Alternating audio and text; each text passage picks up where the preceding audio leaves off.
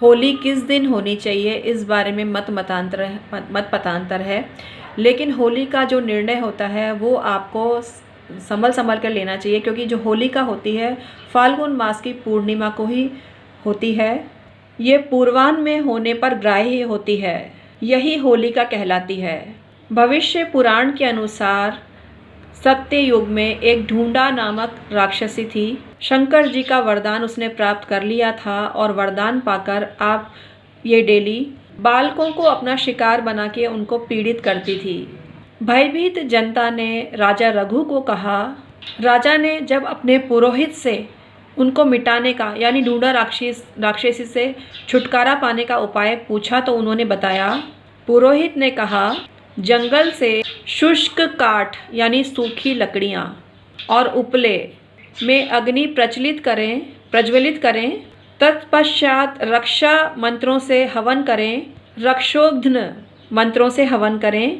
बाद में किलकिला शब्दों से तालियां बजाते हुए उस अग्नि की 3 परिक्रमा करें, कुछ गाएं, ढोल बजाएं और जोर जोर से अट्टहास करें, राक्षसों की तरह अट्टहास करें। इन शब्दों से अट्टहास से राक्षसी भयभीत हो जाएगी। पापिन राक्षसी अपशब्दों से भयभीत हो जाएगी, लज्जित होगी, अग्नि में भस्मीभूत होते हुए विनाश को प्राप्त करेगी। पुरोहित की समझाई हुई विधि से सब काम किया गया और इस प्रकार ढूंढा राक्षसी विनाश को प्राप्त हुई। उसी दिन से ये अवसर होलिका के नाम से विख्यात हुआ। होलिका दहन भद्रा रहित प्रदोष व्यापिनी पूर्णिमा में ग्राह्य है। दोनों दिन प्रदोष रहने पर अथवा प्रदोष निशामुख के एक देश में रहने पर ग्राह्य है। दूसरे दिन प्रदोष व्यापिनी प्रतिपदा में होलिका दहन करें। शास्त्रों में स्पष्ट कहा है, फाल्गुन की पूर्णिमा को सदा प्रदोष व्यापिनी तथा भद्रा रहित ग्रहण करना चाहिए। दुर्वासा मुनि ने स्पष्ट कहा है कि भद्रा में होली को प्रदीप्त नहीं करना चाहिए। होली के बड़कुल्ले भी अनेक स्थानों पे बनाए जाते हैं। होली के बड़कुल्ले गोबर से बनवाए जाते हैं और गोबर के बड़कुल्लों की माला बनाई जाती है जो होलिका दहन में जलाई जाती है, प्रज्वलित की जाती है। इसके निमित्त कई अनेक स्थानों पे खिलौने भी बनाए जाते हैं, ढाल बनाई जाती है, तलवार बनाए जाते हैं, सूरज चंद्रमा बनाए जाते हैं और अनेक प्रकार के खिलौने बनाए जाते हैं। एक एक माला में 8-8 बड़कुल्ले पिरोकर माला बनानी चाहिए और उस पर पान, सुपारी और नारियल भी पिरोना चाहिए। तत्पश्चात होली गाएं। फाल्गुन मास की पूर्णिमा को होली मनाई जाती है और होली का त्यौहार मनाया जाता है धूमधाम से। और होली के 8 दिन पूर्व होलाष्टक प्रारंभ हो जाते हैं। होलाष्टक में कुछ काम वर्जित होते हैं जो भूल कर भी नहीं करने चाहिए।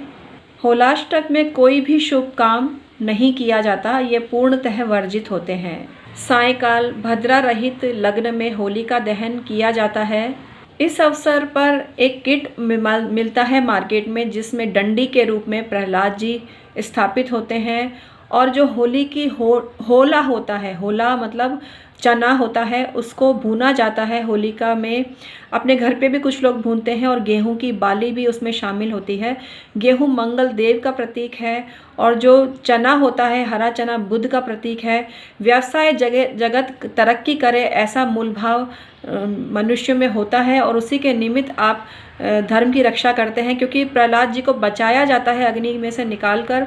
और ये इस बात का प्रतीक है कि हम धर्म की रक्षा कर रहे हैं, हम पुण्य की रक्षा कर रहे हैं, हम मानवीयता की रक्षा कर रहे हैं। और हिरण्यकश्यप ने जो उनके साथ किया था अपनी बहन होलिका के साथ मिलकर, उसको हम दफन कर रहे हैं, दफना देने से मतलब है नष्ट कर रहे हैं, क्योंकि हम हिंदू हैं और हिंदू विधि से उसका दहन कर रहे हैं। ये सिंबॉलिक रूप से मानना चाहिए।